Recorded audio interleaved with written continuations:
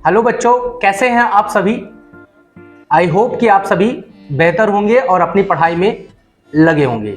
दोस्तों, आपको पता है कि सरकारी जॉब एकेडमी छात्रों को उनके लक्ष्यों की प्राप्ति में एक अहम भूमिका निभा रहा है और इसी तरह एक छात्रा है हमारी दिशा गौतम, जिनको सरकारी जॉब एकेडमी ने उनकी लक्ष्य की प्राप्ति के लिए एक अहम भूमिका निभाई है। और आज हम उन्हीं छात्रा जो कि वर्तमान में पटवारी साहिबा हैं, जिन्हें डिंडोरी जिला प्राप्त हुआ है पटवारी के पद में, तो मोहित पांडे सर आज उनसे कुछ बातचीत करेंगे और वो बातचीत आपके समक्ष प्रस्तुत है। आइए बात करते हैं ऋचा गौतम से। हेलो दोस्तों, आप सभी का बहुत बहुत स्वागत है सरकारी जॉब एकेडमी प्लेटफॉर्म में। आज मैं मिलाने वाला हूं ऋचा गौतम से, जिन्होंने एमपी पटवारी का एग्जाम दिया और उनका मेरिट लिस्ट में नाम आया है, जिनको डिंडोरी जिला मिला हुआ है। आज हम उन्हीं से बातें करने वाले हैं, कैसे उन्होंने एग्जाम की प्रिपरेशन की, सारी डिटेल्स उनसे हम लेंगे। तो चलिए बात करते हैं। First of all Richa, congrats, you totally deserve it. First reaction मैं आपसे जानना चाहता हूं, जब आपको रिजल्ट पता चला कि आपका मेरिट लिस्ट में नाम आ चुका है, डिंडोरी जिला मिला है, तो आपका रिएक्शन क्या था? First of all thank you sir for giving me this chance. रात में रिज़ल्ट, पहले तो वेबसाइट नहीं चल रही थी, ग्लिच आ रहा था नेटवर्क पे। फिर रात में पता चला कि हाँ मेरा नाम आ गया है। तो सबसे पहले मैंने मम्मी पापा को फ़ोन किया और फिर बस सबके कॉल आने लगे बस। आपने बोला आपने सबसे पहले मम्मी पापा को बताया। मैं ये रिएक्शन जानना चाहता हूँ, क्योंकि अब आप पटवारी बन चुकी हैं, तो कहीं ना कहीं लोगों का बिहेवियर और ये सब चीज़ें चेंज होती हैं। तो क्या चेंजेस आए आपके फैमिली मेंबर्स जो हैं, आपके जो रिलेटिव्स हैं, आपके जो फ्रेंड्स हैं, किस तरीके कुछ चेंजेस आए हैं कि नहीं? सब आपको पहले जैसा ही ट्रीट करते हैं, कुछ अलग तरीके से ट्रीट करने लगे हैं आप? ऐसा कोई मेन चेंजेस नहीं आए, बस सब खुश थे और सारे लोग ही खुश थे बस। ओके, तो एमपी पटवारी में हुआ क्या, इस साल पैटर्न चेंज हो गया। पहले इसमें 5 सब्जेक्ट्स हुआ करते थे, लेकिन इस बार जो पैटर्न चेंज हुआ, 8 सब्जेक्ट्स को इंक्लूड किया। हर एक सब्जेक्ट इंक्लूड हो चुके थे इसमें।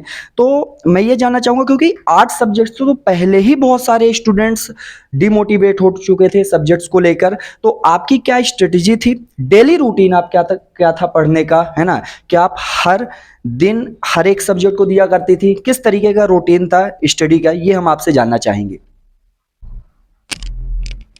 जब इसका नोटिफिकेशन आया था पटवारी का, तो तब पता चला कि उसमें मैनेजमेंट भी ऐड हो चुका है।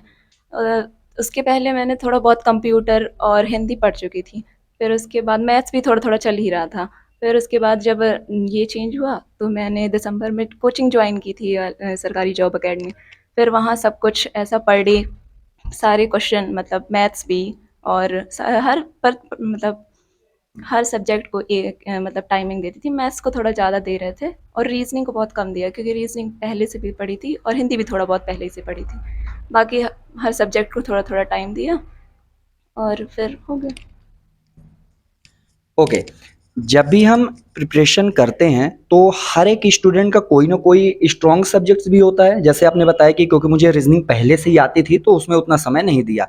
कोई 2 सब्जेक्ट आप बताना चाहें, ये लगा कि नहीं ये तो मेरे रडार से बाहर हो चुका है ना? ये हमने अब तक पढ़ा ही नहीं था और अब आ चुका है पटवारी में। तो उसको लेकर क्या प्लान्स थे आपके? क्या आप डेली उसको पढ़ती थी? और कौन से सब्जेक्ट्स आपके वीक थे? 2 सब्जेक्ट्स कोई अगर आप नाम लेना चाहें। जैसे मैनेजमेंट तुरंत ऐड हुआ था, उसके बारे में पहले किसी को पता भी नहीं था, ना ही कोई ऐसा मटेरियल था कि पहले से उसमें हो। तो मैनेजमेंट का हमें तो ऐसा लग रहा था कि मतलब पता नहीं कहाँ से पढ़ेंगे। तो बस जितना सर पढ़ा रहे थे कोचिंग में और वीडियो को देख के बस उतना ही उसमें किया। लगा कि हो गया, बाकी सब्जेक्ट अगर स्ट्रॉन्ग रहेंगे तो उसमें थोड़ा बहुत यहाँ वहाँ भी हो जाएगा तो चलेगा। फिर उसके बाद बाकी दूसरा मैथ्स था। मैथ्स कितनी भी कर लेते थे, फिर भी लगता था कि मतलब कम ही है। तो बस ये दोनों सब्जेक्ट मेरे थोड़ा वीक थे। आपने बताया कि आपने अराउंड दिसंबर में सरकारी जॉब एकेडमी में ज्वाइन किया था। हम भी जानते हैं, आप जब पहले आई तो आपका कॉन्फिडेंस लेवल अलग था, लेकिन उसके बाद धीरे धीरे कॉन्फिडेंस लेवल बढ़ा है। तो यहाँ ज्वाइन करने के बाद किस तरीके की आपको गाइडेंस और कुछ एडवांटेज आपको मिला हो, उसके बारे में आप कुछ बताइए। हमें तो ऐसा लगता है कि अगर हम कोचिंग ज्वाइन नहीं करते तो हमारा नहीं हो पाता, क्योंकि एक रूटीन बनी रहती है कोचिंग ज्वाइन करने से। और मतलब किस सब्जेक्ट को कितना देना है, और सेल्फ वो भी टेस्ट भी होता रहता है, क्योंकि यहाँ हर सैटरडे एक टेस्ट होता है और हर मंथ भी एक टेस्ट होता है। तो इस तरह में खुद को भी समझ में आता है कि हमने कितना किया, और घर में ऐसा रहता है कि खुद पढ़ लो तो लगता है बस हो गया, इतना सफिशिएंट है। तो इसलिए हमें कोचिंग में बहुत हेल्प मिली। और बाकी सब्जेक्ट भी, जैसे इंग्लिश वगैरह हमें लग रहा था कि नहीं बस इतना ठीक है, पर यहाँ के हमें पता चला। और मैथ्स, बायोलॉजी तो हमने पहले कभी पढ़ी ही नहीं थी, फिर उसके बाद यहाँ के साइंस में जितना पढ़ा तो मतलब ऐसा लग रहा था कि बहुत कुछ यहाँ पढ़े। और मेरे मतलब जैसे मैंने एसएससी जीडी का एग्ज़ाम पिछले साल दिया था और इस साल दिया था, तो उसमें बहुत सारे मार्क्स का डिफरेंस आया। तो समझ में आया कि नहीं मतलब कुछ इम्प्रूवमेंट हो गई है। यस, बहुत अच्छी बात बोली है रिचा ने। एक्चुअल में स्टूडेंट का सिलेक्शन वो अपनी स्टडी के दम पर ही होता है, अल्टीमेटली स्टूडेंट को ही हार्ड वर्क करना होता है। लेकिन कोचिंग का रोल जो होता है वो गाइडेंस देने का होता है ना, प्रॉपरली किस तरीके की चीजें उनको स्ट्रेटेजी करनी चाहिए स्टूडेंट को, ये सारी बताने के लिए होता है। अब मैं आपसे ये जानना चाहूंगा कि जैसे हर एक स्टूडेंट को, अगर आप प्रिपरेशन करते हैं तो पहले अगर कोई फॉर्म भरता है तो उसको कहीं ना कहीं लगता है पता नहीं होगा कि नहीं, मैं तैयारी तो कर रही हूँ, होगा कि नहीं। तो पहले क्या था कि आपने सोचा था यहाँ हम कर ही लेंगे, या कुछ ऐसे था कि नहीं होगा कि नहीं होगा, किस तरीके का एक डेलिमा रहता है, हर एक स्टूडेंट्स के मन में डेलिमा रहता है ना। अभी आप क्रैक कर चुकी हैं आप एग्जाम, तो एक अलग कॉन्फिडेंस लेवल है, लेकिन किसी स्टूडेंट का जैसे नहीं हुआ तो उसको किस तरीके की आगे की अप्रोच रखनी चाहिए। मेरे बहुत सारे एग्ज़ाम हमने दे चुके थे पर वो निकले नहीं थे, पर इसमें ऐसा था कि नहीं निकालना ही है, इसलिए हमने कभी ये बैकअप रखा ही नहीं कि नहीं निकलेगा तो क्या करेंगे। इसलिए बस सबसे यही कह रहे थे कि बस निकल ही जाएगा, भले हमें अंदर से लग रहा था कि निकलेगा कि नहीं, पर सबसे यही कह रहे थे। तो शायद लॉ ऑफ अट्रैक्शन होगा, इसलिए हो गया, ये भी एक पॉइंट है। बिल्कुल। अगर मैं बात करूं कि हर एक स्टूडेंट जब भी प्रिपरेशन करता है तो उसके पास और भी बहुत सारी प्रॉब्लम्स आती हैं, जैसे एक सपोर्ट का रोल हो गया, फिर किसी के पास पैसे की प्रॉब्लम होती है, किसी के पास कभी कोई बीमार हो जाता है। हर एक स्टूडेंट का अपना इंडिविजुअल प्रॉब्लम्स आती हैं जब वो तैयारी करता है। तो आपके पास क्या प्रॉब्लम्स थी ऐसी कि लगा कि नहीं सारी चीज़ें स्मूथली हो चुकी थी, नहीं अब आपका एग्जाम पटवारी का निकल चुका है, सारी चीज़ें बहुत अच्छी थी, या आपको लगा नहीं ये स्ट्रगल मेरी लाइफ में था सच में जब एग्जाम नहीं निकला था उसके पहले। बहुत सारे एग्ज़ाम नहीं निकले थे तो स्ट्रगल तो था ही कि अब निकालना ही है ये एग्ज़ाम, वरना फिर उसके बाद फिर अगला एग्ज़ाम देने को क्या होता है पता नहीं। क्योंकि फिर अभी तो चुनाव का टाइम चल रहा है, तो वैकेंसीज़ नहीं है, फिर पता नहीं कौन सी वैकेंसी आएगी या हमारे लायक कौन सी होगी जिसे हम भर सकें। तो हमें घर में तो ऐसा ही था कि मतलब पढ़ने को सब कुछ टाइम टू टाइम मिलता था, कोचिंग में भी सबका सपोर्ट था, फ्रेंड्स का भी, सारे सभी लोग का सपोर्ट था। तो ऐसा कोई मेन स्ट्रगल हमें नहीं लगा, बस ये था कि पढ़ने में अब पढ़ना तो पड़ेगा ही ज़्यादा टाइम दे के। अब मैं ये जानना चाहूँगा, you are very sincere student, but अगर फिर भी कोई सब्जेक्ट किसी स्टूडेंट का वीक है तो उसको किस तरीके की अप्रोच रखनी चाहिए किसी सब्जेक्ट को अच्छा बनाने के लिए, क्योंकि बहुत सारे स्टूडेंट्स की मैथ्स वीक होती है, तो किसी का साइंस वीक होता है, तो किसी का इंग्लिश वीक होता है। अगर किसी स्टूडेंट का कोई सब्जेक्ट वीक है तो उसको किस तरीके की अप्रोच रखनी चाहिए जिससे वो एग्जाम में अच्छा परफॉर्म कर सके।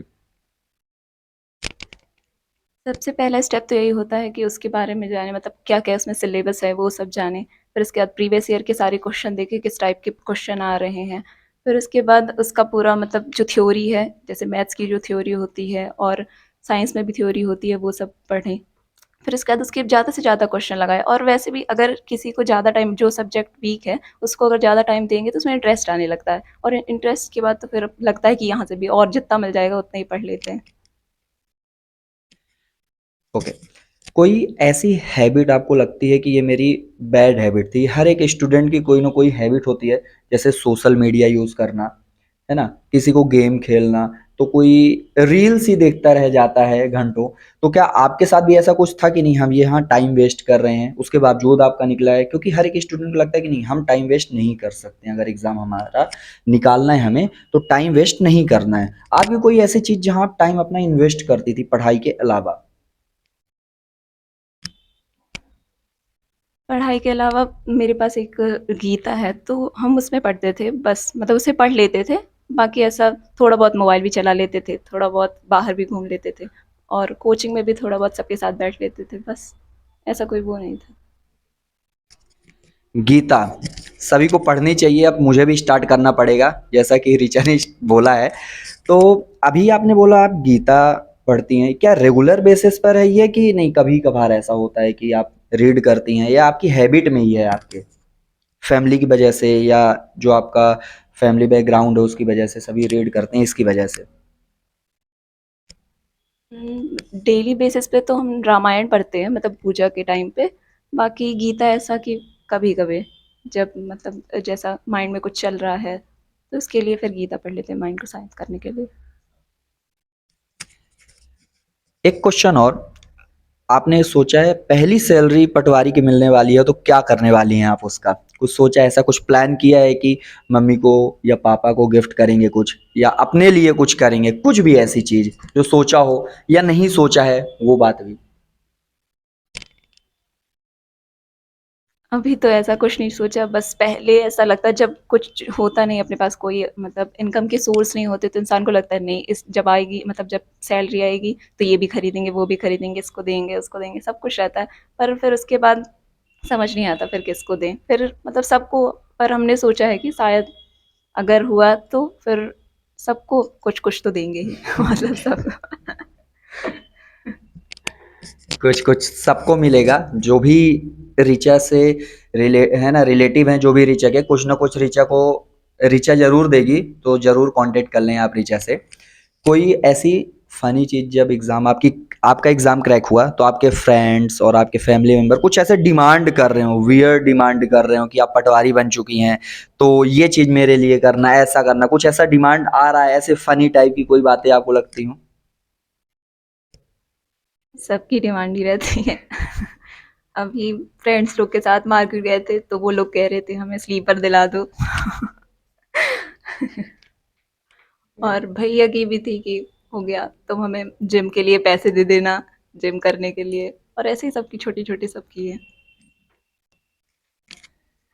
तो आप देख ही रहे हैं, आप भी एक टाइम ऐसा आएगा कि आप भी यहाँ पास बैठेंगे, तब भी आप समझ लीजिए कि आपके पास भी ऐसे डिमांड्स आएंगी। आई होप सबकी लाइफ में ऐसे डिमांड्स आएं कि आपको बोल सकें लोग कि आप हमारे लिए ऐसी चीजें कर सको। नेक्स्ट क्वेश्चन, हर एक स्टूडेंट एग्जाम की प्रिपरेशन कर ही रहा है गवर्नमेंट की, तो आप कोई सजेशन देना चाहें कि इस तरीके की चीजें उसको फॉलो करना चाहिए? प्लस आपका डेली रूटीन में स्टडी आवर्स कितना था? आप 10-12 आवर्स या कि 6 to 8 आवर्स, क्या था, कितने आवर्स आप पढ़ती थी? और मॉक टेस्ट क्या आप डेली देती थी या आप वीकली देती थी? इसके बारे में थोड़ा बताइए। मॉक टेस्ट तो हम पहले डेली देते थे, फिर उसके बाद अब सब सर लोगों ने बोला कि मतलब एनालाइज़ करो ज़्यादा, टेस्ट देने से ज़्यादा फ़ायदा नहीं होगा, एनालाइज़ करो। तो मतलब हर 1 दिन के गैप में दूसरे दिन दे देते थे। और फिर उसके बाद किस सजेशन की बात है, तो कोई भी एग्ज़ाम इतना टफ़ नहीं होता है, अगर उसमें मैक्सिमम 7-8 महीने दिए जाएँ तो वो एग्ज़ाम टफ़ नहीं होता है। क्योंकि जैसे अ, स्कूलिंग टाइम पे भी एक क्लास को पास करने के लिए 7-8 महीने तो लग ही जाते थे। मतलब उसके लिए हम लोग एक क्लास के लिए इतना सारा पढ़ते थे कि 7-8 महीने वही-वही पढ़ते थे। तो वो भी अच्छे से निकल जाते थे। तो उतना भी अगर हम पढ़ेंगे और सब सब्जेक्ट को टाइम देंगे, वीक सब्जेक्ट पे ज़्यादा टाइम देंगे और सब स्ट्रैटेजी अच्छी रहेगी, तो निकल जाता है exam.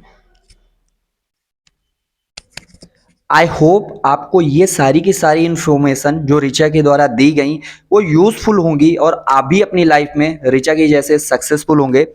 Thank you very much Richa, यहाँ आने के लिए, आप अपना सजेशन दे पाई, अपनी स्ट्रेटजी बता पाई हमारे साथ।